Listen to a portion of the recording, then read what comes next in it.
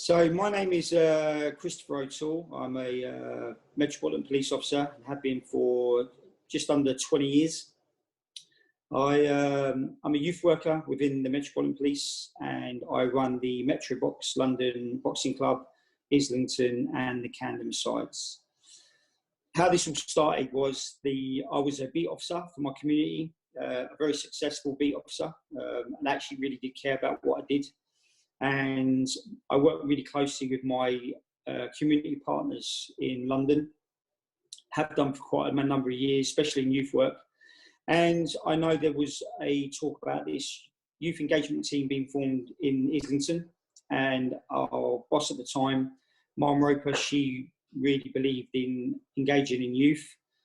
So she asked me if I would like to be a youth engagement officer, or should I say told me that I would like to be a youth engagement officer, which I did.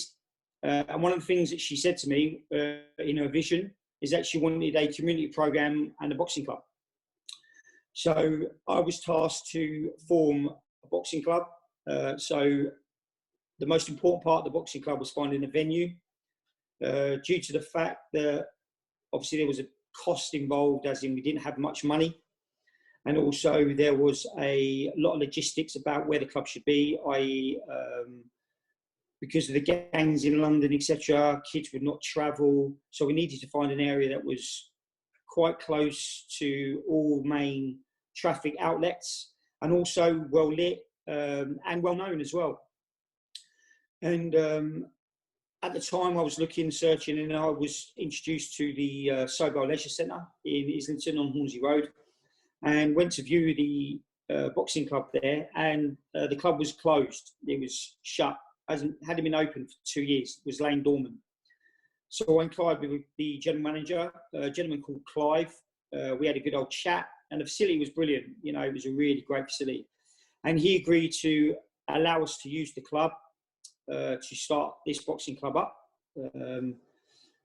at a massively reduced rate. To the, obviously because it was a community project. We basically told him what our dream was.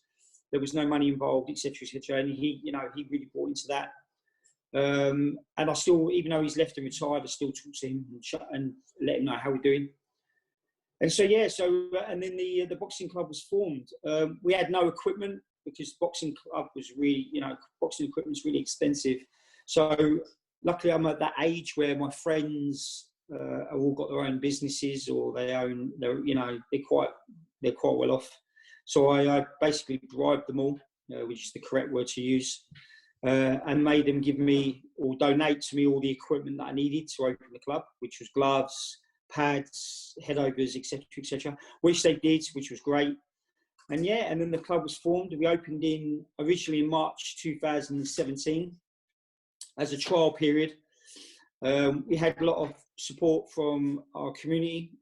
We had, community workers there that brought in kids, and the club was formed. We had police officers volunteering to help out, a couple of guys on my team as well, and then we continued, and we've been running ever since. Well, we're rebranding this year. One of the main reasons why we're rebranding is because we're going to not sell the model to the Metropolitan Police, to other boroughs, but we are going to give the model to the other boroughs of London, and they can all come under our umbrella because our program's been really successful. So if, for argument's sake, if Haringey wanted to open a Metrobox, they would be called Metrobox Haringey, and so on and so on. And so, so the idea is that there would be Metroboxes popping up all over London, run by police officers, and the dream is that that will happen. The cost is really, for us, is minimum for the amount of effort we get out of it. The success stories we've got out of this club is phenomenal. Most of our kids are referrals.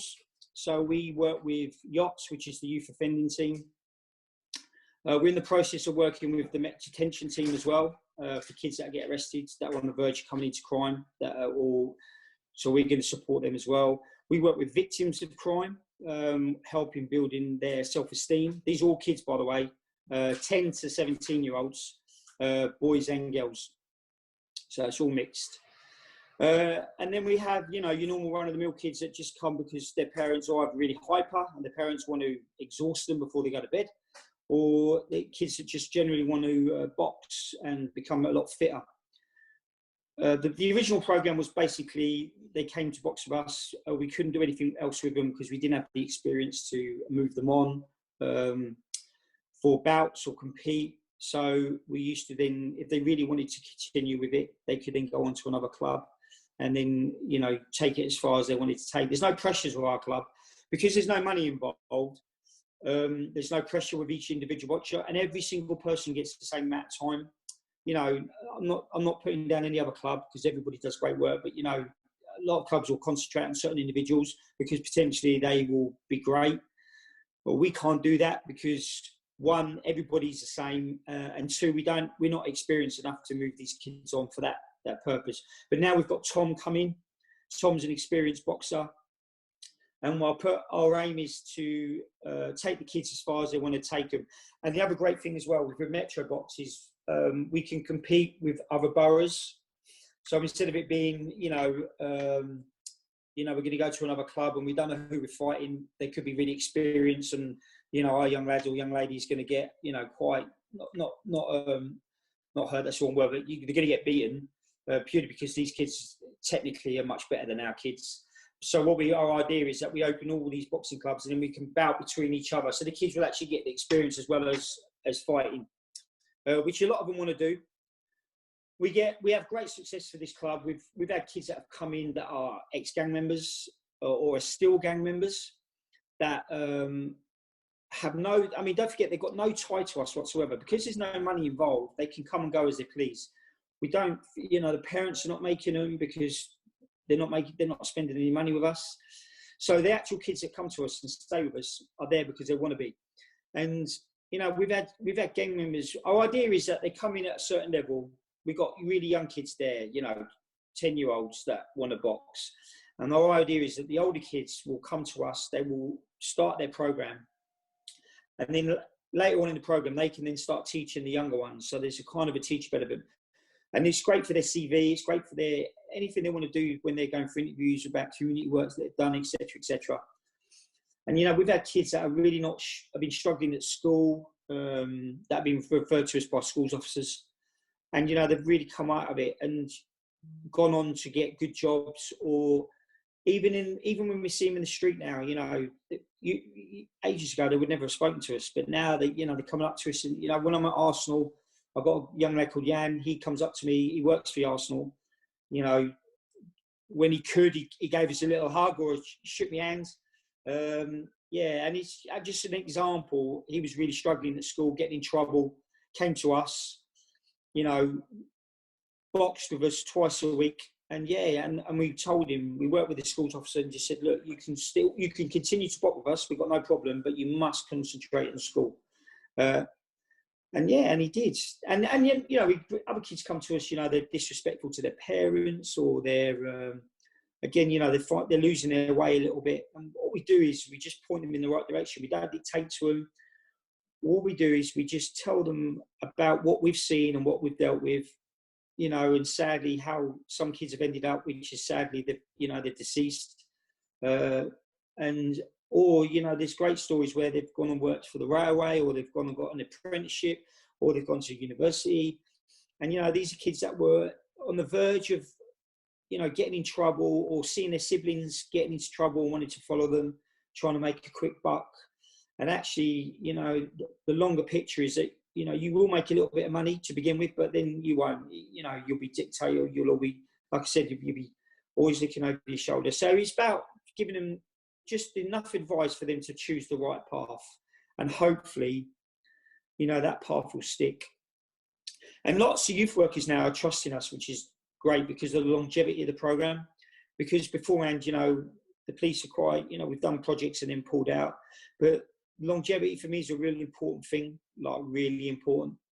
And I've just, now youth workers are starting to see with Twitter as well, because we advertise ourselves quite a lot, that the longevity of this program is really the important thing. So now they're trusting to bring kids to us. That one, that want to box, and two, are again finding their way a little bit.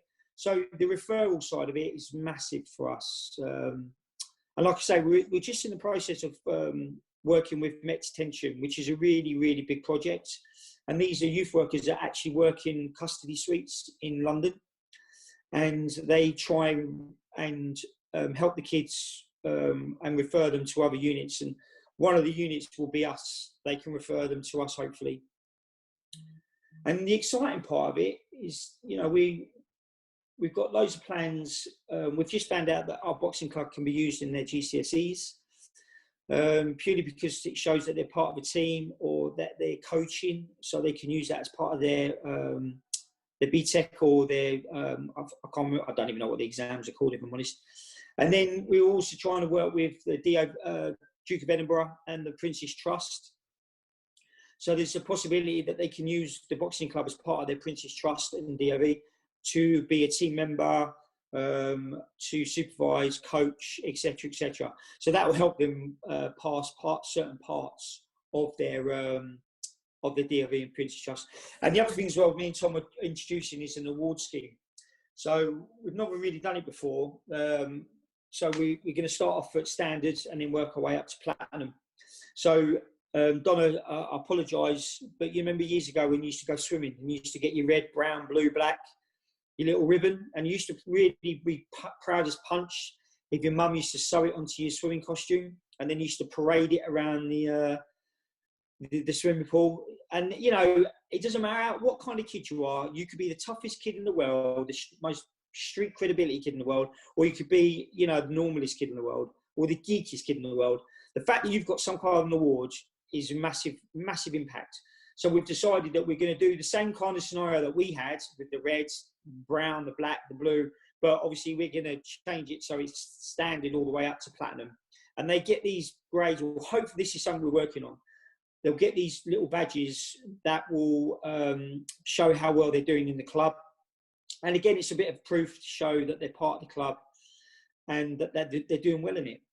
And the great thing about boxing as well is even, the rules with us are really strict. We don't allow anybody to break them, not even touch them on the boundary fence. The rules are there, black and white, written down. You don't follow them, you're not allowed in. And it's all simple things about respect of others, respecting the coaches, tidying up, training you when you're supposed to be, putting in the effort that we expect from people that want to train with us. Not to be late, etc., etc. Because, we only have room for a certain amount of children. And, there's going to be a waiting list as long as you're on when we reopen for when, people that can come and can't come. So, yeah, the rules are really important to us. And it shows them as well that they're willing to let their guard down a little bit. We're not expecting to be their best friends because they don't know us from Adam. But what we will be is we will be an ear to listen to them. We will talk to them. They can tell us whatever they want. We are not shy about telling them what we do for a living. There is no hiding that we are, in fact, police officers and that we are serving police officers. And that, our job is to engage and prevent crime. So, if they tell us something that, that is quite serious, we will act on that, sadly. But that is really clear in what we do. And yeah, we really, really, really, really promote our work. Twitter is a big tool for us with our partners, hence how we got introduced.